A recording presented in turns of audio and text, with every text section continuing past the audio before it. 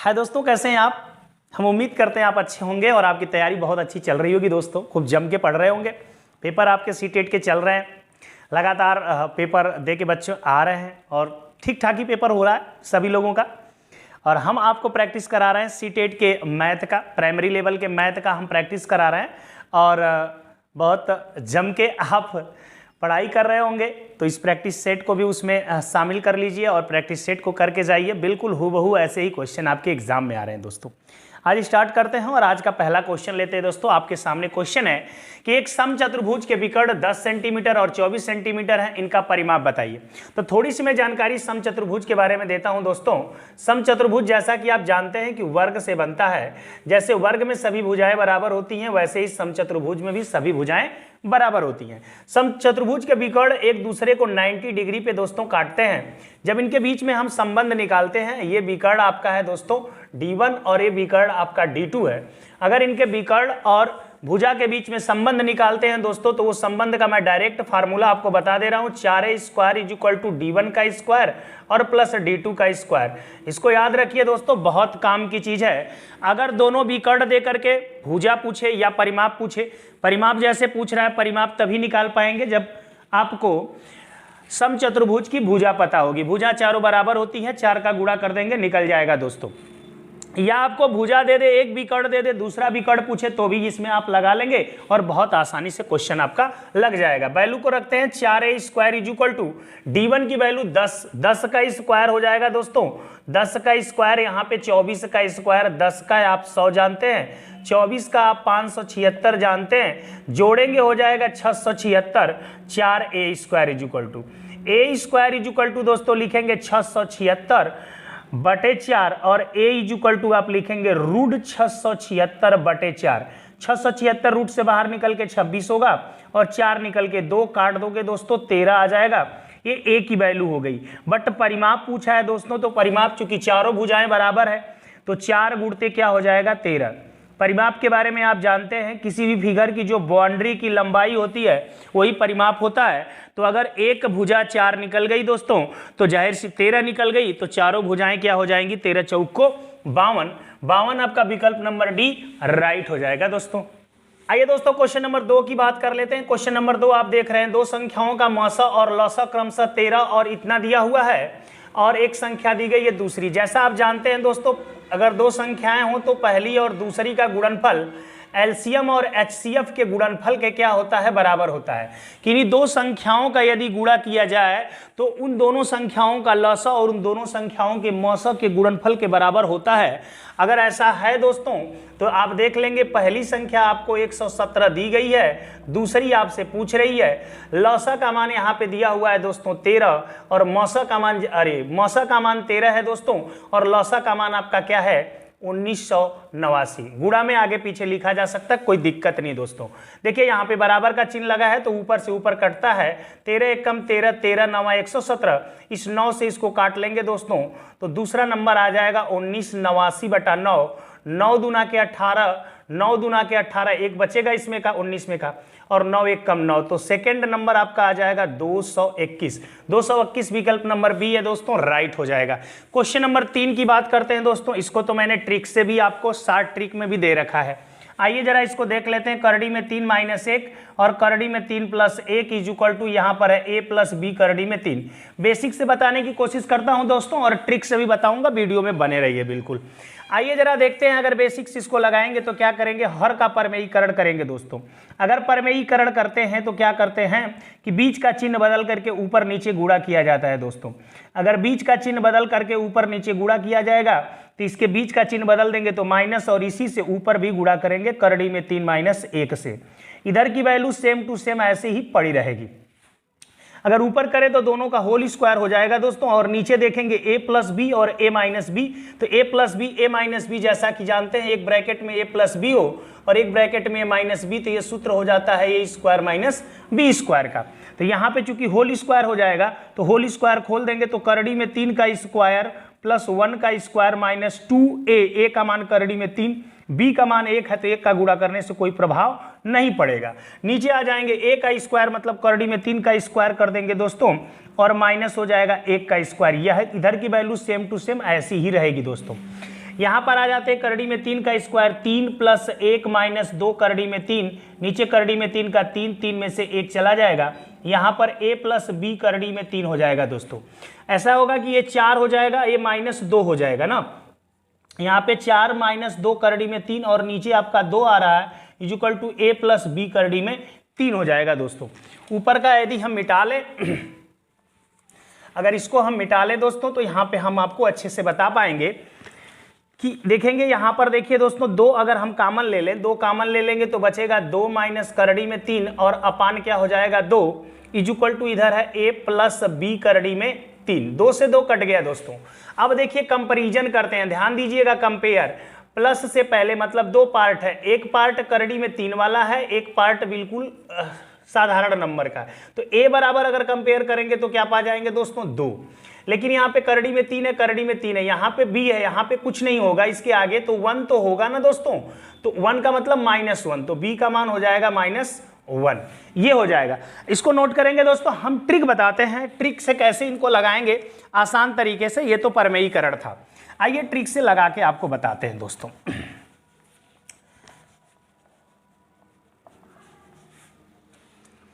अगर ट्रिक से इनको लगाना पड़ जाए दोस्तों, ऐसा क्वेश्चन आपके पास आ जाए, ऐसा बहुत सारे क्वेश्चन बन सकते हैं दोस्तों। यहाँ पे है a प्लस बी करड़ी में 3, a और b का मान पूछे। ध्यान देना दोस्तों, यदि यहाँ पर माइनस यहाँ पर प्लस हो, ये विपरीत हो, सेम होगा तो अलग बात हो जाएगी, दोनों माइनस माइनस होंगे तो अलग नियम लगेगा, दोनों प्लस प्लस होंगे तो अलग लगेगा, लेकिन एक माइनस एक प्लस हो, चाहे ये माइनस ये प्लस हो, तो a के मान के लिए कुछ नहीं करते हैं दोस्तों, ऊपर का जोड़ लेते हैं वैल्यू 3 प्लस 1 और नीचे का माइनस करते हैं, चाहे ऊपर माइनस रहे तो भी ऊपर जोड़ेंगे और नीचे प्लस रहे तो भी नीचे घटाएंगे ही घटाएंगे। तो ये मान हो जाएगा 4/2, ये हो जाएगा 2 दूना के 4। हर परिस्थिति में चाहे ऊपर माइनस हो चाहे प्लस हो, प्लस रहेगा तभी जोड़ेंगे, माइनस रहेगा तो भी, अगर नीचे आपका क्या रहेगा माइनस रहेगा तो भी घटाएंगे, प्लस रहेगा तो भी घटाएंगे। लेकिन b के मान के लिए, बस b के मान के लिए ध्यान दीजिए दोस्तों, क्या होता है अगर ये दोनों विपरीत हैं, सेम रहेंगे तो 2 बटा नीचे का अंतर होता है 3 माइनस 1, लेकिन ये विपरीत रहेंगे, a माइनस ये प्लस है, चाहे ये प्लस ये माइनस है, तो यहाँ पे आगे माइनस लग जाता है, बस 2 बटे -2 बटे यहाँ पे 2 काट लेंगे दोस्तों, तो क्या आ जाएगा -1।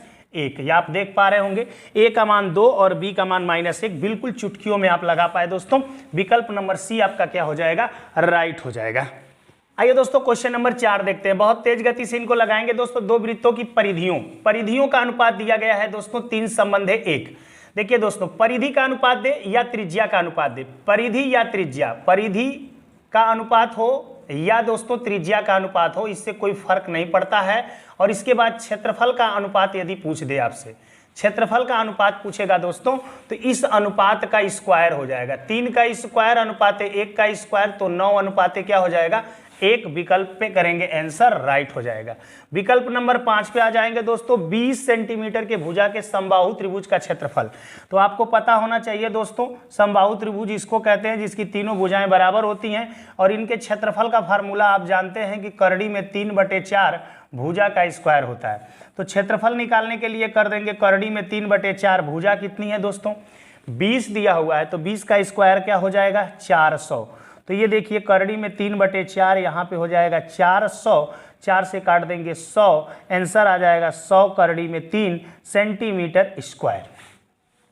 तो 100 करड़ी में 3 सेंटीमीटर स्क्वायर आपका आंसर हो जा रहा है दोस्तों।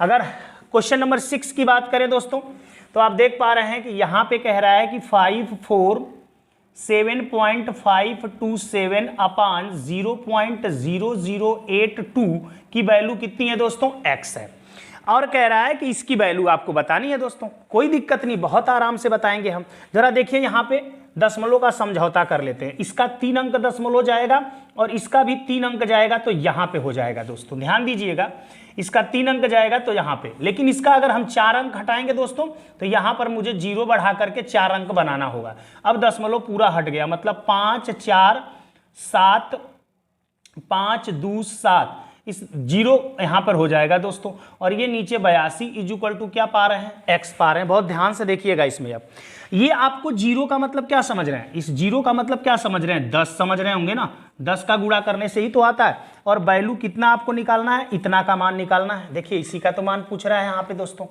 इसी का तो मान पूछ रहा है। अगर इसका मान पूछ रहा है, इस 10 को इधर ले जाएंगे तो यहाँ पे हो जाएगा x बटा कितना 10, और इसी x बटे 10 का मान यहाँ पर विकल्प नंबर ए में दिया गया है दोस्तों। तो कुछ नहीं करना था, केवल 3 अंक इसका हटाते तो 3 अंक इसका, लेकिन पूरा दशमलव हटा नहीं, इसलिए इसका 4 अंक, तो इसका 4 अंक हटाने के लिए 0 बना दिया। उस 0 का मतलब क्या है 10 है, उस 10 को हम इधर लाएंगे तो x के बटा हो जाएगा, क्योंकि ये x के बराबर दिया हुआ था।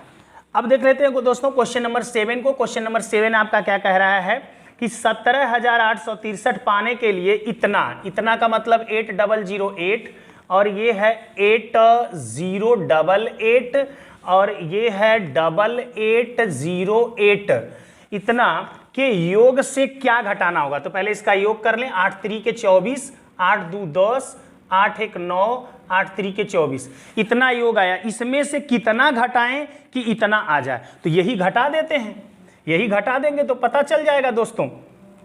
863, यहां से घटाएंगे 1, यहां से घटाएंगे 4, और ये हासिल दे चुका, तो 8 में से 8 गया 0, 14 में से 7 गया 7, 7041। विकल्प number D is the right दोस्तों, 7041। ये बोला था कि इतना पाने के लिए इतना के योग से क्या घटाना होगा, तो इतना के योग से यही घटा दें तो हमें पता चल जाएगा कि हमको क्या उसमें से घटाना होगा कि ये मिल जाएगा। तो ये रहा आपका दोस्तों। आते हैं नेक्स्ट क्वेश्चन पे दोस्तों। क्वेश्चन नंबर 8 देख लेते हैं। क्वेश्चन नंबर 8 बहुत ही अच्छा क्वेश्चन है, रीजनिंग से रिलेटेड क्वेश्चन है। करा है कि विद्यालय के सभा में एक कक्षा के विद्यार्थी एक पंक्ति में खड़े हैं, ऐसे पंक्ति में खड़े हैं, दोनों सिरों से रूही का 19वां स्थान है। रूही नाम की कोई लड़की है जो अगर स्टार्टिंग से देखा जाए तो भी 19वां पे है, अगर अंत से देखा जाए तो भी 19वां स्थान पे। तो आप जानते हैं दोस्तों कि प्रारंभ से स्थान प्लस अंत से स्थान -1 होता है कुल अगर टोटल निकालना हो तो प्रारंभ से स्थान प्लस अंत से -1 कर देते हैं, तो 19 प्लस 19 और -1 इसमें से घटा देंगे, 19 19 38, 38 में से 1 चला जाएगा, कितना आ जाएगा 37। विकल्प नंबर सी आपका क्या हो जाएगा दोस्तों, राइट हो जाएगा। क्वेश्चन नंबर 9 की बात कर लेते हैं। लिखा है कि 112 इकाई, तो 112 इकाई लिख लिया, 12,000 लिख रहा है दोस्तों, तो 12,000 लिख लिया, बराबर इतना प्लस कितना दहाई और भर देंगे कि मतलब इधर वाला मान इधर वाले मान के बराबर। तो इसमें पहले अगर आप जोड़ ले, तो अगर ये जोड़ आप देखें तो 12,112 आपका आ जाएगा, 112 इसमें जोड़ दें तो 12,112 आपका आ जाएगा। अच्छा, इधर कितना दिया है पहले उसको माइनस कर दें आप, तो 0 1 2 अगर माइनस कर दें दोस्तों तो 0, यहाँ पे 0, यहाँ पे 1, यहाँ पे 1, ये आ रहा है 1100 आ रहा है दोस्तों। लेकिन बोला है दहाई का मतलब क्या होता है 10, और इसमें कितना हटा दिया जाए, 1 0 हटा देंगे तो मतलब दहाई हो जाएगा। 110 अगर यहाँ पे भर दें और इसमें 10 का गुणा कर दे तो 1100 आ भी जाएगा, और 110 दहाई इसको पढ़ेंगे, 110 क्या पढ़ेंगे, दहाई पढ़ेंगे। विकल्प नंबर सी आपका क्या हो जाएगा दोस्तों, राइट हो जाएगा।